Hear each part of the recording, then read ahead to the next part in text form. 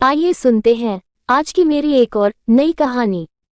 कहानी का नाम है स्कूल का ऐसा प्यार। इस कहानी को पूरा जरूर सुने। तो कहानी शुरू करते हैं। मुकुल और जूही दोनों सावित्री कॉलोनी में रहते थे। उनके घर एक दूसरे से सटे हुए थे। दोनों ही हम उम्र थे और साथ साथ खेल कूद कर बड़े हुए थे। दोनों के परिवार भी संपन्न, आधुनिक और स्वच्छंद विचारों के थे, इसलिए उनके परिवार वालों ने कभी भी उनके मिलने जुलने और खेलने कूदने पर कोई प्रतिबंध नहीं लगाया था। इस प्रकार मुकुल और जूही साथ साथ पढ़ते लिखते, खेलते कूदते अच्छे अंकों के साथ हाई स्कूल पास कर गए थे। इधर कुछ दिनों से मुकुल अजीब सी परेशानी महसूस कर रहा था। कई दिन से उसे ऐसा एहसास करते हैं, जूही को भी यह एहसास हो गया था कि मुकुल की निगाहें बार बार उसके शरीर का अवलोकन करती हैं। कभी कभी तो उसे यह सब अच्छा लगता, लेकिन कभी भी काफी बुरा लगता था।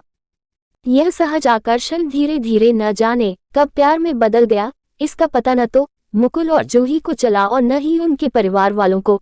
लेकिन यह बात निश्चित थी कि मुकुल को जूही अब कहीं अधिक खूबसूरत, आकर्षक और लाजवाब लगने लगी थी। दूसरी तरफ जूही को भी मुकुल अधिक स्मार्ट, होशियार और अच्छा लगने लगा था। दोनों एक दूसरे में किसी फिल्म के नायक नायिका की छवि देखते थे। बात यहाँ तक पहुँच गई कि इस वर्ष वैलेंटाइन डे पर दोनों ने एक दूसरे को न सिर्फ ग्रीटिंग कार्ड दिए, बल्कि दोनों के बीच प्रेम भरे एसएमएस का भी आदान प्रदान हुआ। इसके बाद तो एक दूसरे के प्रति उनकी झिझक खुलने लगी। वे दोनों प्रेम का इजहार तो करने ही लगे, साथ ही फिल्मी स्टाइल में एक दूसरे से प्रेम भरी नोकझोंक भी करने लगे। हालत यह हो गई कि पढ़ते समय भी दोनों एक दूसरे के ख्यालों में ही डूबे रहते। अब किताबों के पन्नों पर भी उन्हें एक दूसरे की तस्वीर नजर आ रही थी। इसके चलते उनकी पढ़ाई पर असर पड़ना स्वाभाविक था। इंटर पास करते करते उनके आकर्षण और प्रेम की डोर तो मजबूत हो गई, लेकिन पढ़ाई का ग्राफ काफी नीचे गिर गया, जिसका असर उनके परीक्षाफल में नजर आया। नंबर कम आने पर दोनों के परिवार वाले चिंतित तो थे, लेकिन वे नंबर कमाने का असली कारण नहीं खोज पा रहे थे। इंटर पास करके मुकुल और जूही ने डिग्री कॉलेज में प्रवेश लिया, तो उनके प्रेम को और विस्तार मिला। अब उन्हें मिलने जुलने के लिए कोई जगह तलाशने की आवश्यकता नहीं थी।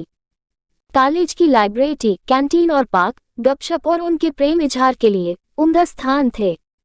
इस प्रकार मुकुल और जूही का प्रेम परवान चढ़ता ही जा रहा था।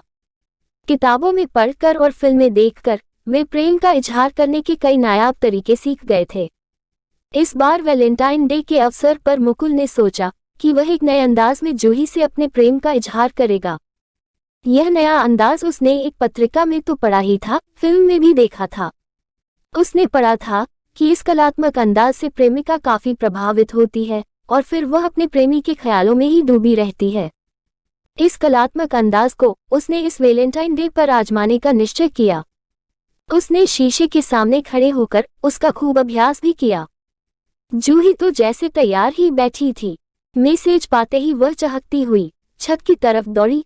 वह प्रेम की उमंग और तरंग में डूबी हुई थी, और वैसे भी प्रेम कभी छिपाए नहीं छिपता। जूही तो जैसे तैयार ही बैठी थी। मैसेज पाते ही वह चहकती हुई छत की तरफ दौड़ी।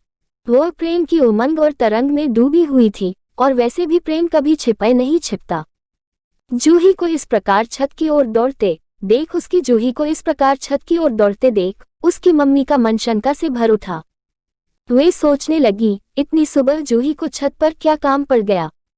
अभी तो धूप भी अच्छी तरह से नहीं खिली। उनकी शंका ने उनके मन में खलबली मचा दी। वे यह देखने के लिए कि जूही इतनी सुबह छत पर क्या करने गई है, उसके पीछे पीछे चुपके से छत पर पहुंच गई। वहां का दृश्य देखकर जूही की मम्मी हतप्रभ रह गई। जूही के सामने मुकुल घुटने टेके गुलाब का फूल लिए प्रणय निवेदन की मुद्रा में था। वह बड़े ही प्रेम से बोला, जूही डार्लिंग, आई लव यू। थोड़ी देर बाद जूही भी उमंगतरंग में डूबी हुई प्रेम रस में सराबोर गाना गुनगुनाती हुई नीचे आ गई। इस समय वह इतनी खुश थी मानो सारा जहां उसके कदमों में आ गया हो। इस समय उसे कुछ भी नहीं सूझ रहा था। उसकी मम्मी को भी समझ नहीं आ रहा था कि वे उसके साथ कैसे पेश आएं। उनके मन में आ रहा था कि जूही के गाल पर थप्पड़ मारते मारते उन्हें लाल कर दें। दूसरे ही पल उनके मन में आया कि नहीं, इस मामले में उन्हें समझदारी से काम लेना चाहिए। उन्होंने शाम को जूही के पापा से ही बात कर कि किसी निर्णय पर पहुंचने की सोची। उधर आज दिन भर जूही अपने मोबाइल पर लव सॉन्ग सुनती रही। शाम को जब जूही की मम्मी ने जूही के पापा को सुबह की पूरी घटना बताई तो वे भी सन्न रह गए। फिर भी उन्होंने धैर्य से काम लेते हुए कहा, निशा तुम चिंता मत करो। जूही युवावस्था से गुजर रही है और यही युवावस्था का सहज आकर्षण है। क्या हमने भी ऐसा ही नहीं किया था? राजेंद्र, तुम्हें तो हर वक्त मजाक ही सूझता है। यह जरूरी तो नहीं कि जो हम करें वही हमारी संतानें भी करें। निशा, मेरे कहने का तात्पर्य यह नहीं है कि बच्चों के भविष्य को ध्यान में रखकर कोई कदम ही न उठाया जाए। मैं आज ही मुकुल के पापा से बात करता हूँ, बच्चों को समझाने से ही कोई हल निकलेगा। जूही के पापा ने मुकुल के पापा से मिलने का समय लिया और फिर उनसे मिलने उनके घर गए। फिर दोनों ने सौहार्दपूर्ण वातावरण में मुकुल और जूही के प्रेम व्यवहार और उनके भविष्य पर चर्चा की, जिससे वे दोनों कहीं गलत रास्ते पर न चल पड़े। दोनों ने बातों ही बातों में मुकुल और जूही को सही मार्ग पर आगे बढ़ाने की योजना और नीति बना ली थी। तब एक दिन मुकुल के पापा ने सही अवसर पाकर मुकुल को अपने पास बुलाया और उससे इस प्रकार बातें शुरू की जैसे उन्हें उसके और जूही के बीच पनप रहे प्रेम संबंधों के बारे में पता ही न हो। उन्होंने बड़े प्यार से कुछ मुकुल से पूछा, बेटा मुकुल, आजकल तुम खोए खोए से रहते हो। इस बार तुम्हारे नंबर भी तुम्हारी योग्यता और क्षमता के अनुरूप नहीं आए। आखिर क्या समस्या है बेटा? मुकुल के पास इस प्रश्न का कोई सटीक उत्तर नहीं था। कभी वह प्रश्नपत्रों के कठिन होने को दोष देता तो कभी आंसर शीट के चेक होने में हुई लापरवाही को दोष देता। बेटा मुकुल, मुझे तो ऐसा लग रहा है कि तुम अपना ध्यान पढ़ाई में सही से लगा नहीं पा रहे हो। कोई इश्क विश्क का मामला तो नहीं है? यह सुनते ही मुकुल को कट सा लगा। उसके मुंह से तुरंत निकला, नहीं पापा, ऐसी कोई बात नहीं। लेकिन मुकुल अब भी कुछ बताने से झिझक रहा था। उसके पापा उसके चेहरे को देखकर समझ गए कि उसके मन में कुछ है जिसे वह बताने से झिझक रहा है। तब उन्होंने उससे कहा, मुकुल, कुछ भी बताने से झिझको मत। तुम्हारे सपनों को पूरा करने में सबसे बड़ा मददगार मैं ही हो सकता हूँ। बताओ बेटा, क्या बात है? अपने पापा को एक दोस्त की तरह बातें करते देख मुकुल की झिझक खुलने लगी। तब उसने भी जूही के साथ चल रही अपनी प्रेम कहानी को सहज रूप से स्वीकार कर लिया। इस पर उसके पापा ने कहा, मुकुल, तुम एक समझदार बेटे हो जो तुमने सच्चाई स्वीकार की। मुझे जूही से तुम्हारी दोस्ती पर किसी भी तरह से कोई भी एतराज नहीं। बस मैं तो सिर्फ इतना कहना चाहता हूँ कि यदि तुम जूही को पाना चाहते हो तो पहले उसके लायक तो बनो। तुम जूही को तभी पा सकते हो जब अपने करियर को संवार लो और कोई अच्छी नौकरी व पद प्राप्त कर लो। बेटा, यदि तुम अपना और जूही का जीवन सुखमय बनाना चाहते हो तो तुम्हें अपना करियर संवारना ही होगा, अन्यथा जूही के पेरेंट्स भी तुम्हें स्वीकार नहीं करेंगे। इस दुनिया में असफल आदमी का साथ कोई नहीं देता। यह सुनकर मुकुल ने भावावेश में कहा, पापा, हम एक दूसरे से सच्चा प्यार करते हैं, कभी हम एक दूसरे से जुदा नहीं हो सकते। बेटा, तुम दोनों को जुदा कौन कर रहा है? मैं तो बस इतना कह रहा हूँ कि यदि तुम जूही से जुदा नहीं होना चाहते तो उसके लिए कुछ बनकर दिखाओ, अन्यथा कितने ही सच्चे प्रेम की दुहाई देने वाले रिश्ते हों, अनमेल होने पर टूट और बिखर जाते हैं। यदि तुम ऐसा नहीं चाहते तो जूही की जिंदगी में खुशबू महकाने के लिए तुम्हें कुछ बनकर दिखाना ही होगा। पापा, आपकी बात मुझे समझ आ गई है।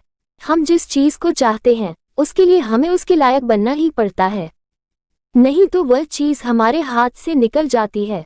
अभी तक मैं अपना बेशकीमती समय यूं ही गाने सुनने और फिल्में देखने में गंवा रहा था। अब मैं अपना पूरा समय अपना करियर संवारने में लगाऊंगा। मुझे अपने प्यार के काबिल बनना है। शाबाश बेटा, अपने इस जज्बे को कायम रखो, अपनी पढ़ाई में पूरा मन लगाओ, अपना करियर संवारो। मात्र सपने देखने से कुछ नहीं होता, उन्हें हकीकत में बदलने के लिए प्रयास और परिश्रम करना ही पड़ता है। जूही को पाना चाहते हो तो जूही के काबिल बनो। पापा, आपने मेरी आंखें खोल दी है। मैं आपसे वादा करता हूँ कि मैं ऐसा ही करूँगा। ठीक है बेटा, तुम्हें मेरी सलाह समझ में आ गई। मैं एक दोस्त और मार्गदर्शक के रूप तुम्हारे साथ हूँ। इसी प्रकार की बातें जूही के पेरेंट्स ने जूही को भी समझाई। इसका असर जल्दी ही देखने को मिला। मुकुल और जूही एक दूसरे को पाने के लिए अपना अपना करियर संवारने में लग गए। अब वे दोनों अपनी पढ़ाई ध्यान लगाकर करने लगे थे। जूही और मुकुल के पेरेंट्स भी यह देखकर काफी खुश थे कि उनके बच्चे सही राह पर चल पड़े हैं और अपना अपना भविष्य उज्जवल बनाने में लगे हैं। दोस्तों, हमारी यह कहानी आपको कैसी लगी हमें जरूर बताएं। ऐसी ही कहानी सुनने के लिए हमारे चैनल को लाइक और सब्सक्राइब जरूर करें। धन्यवाद।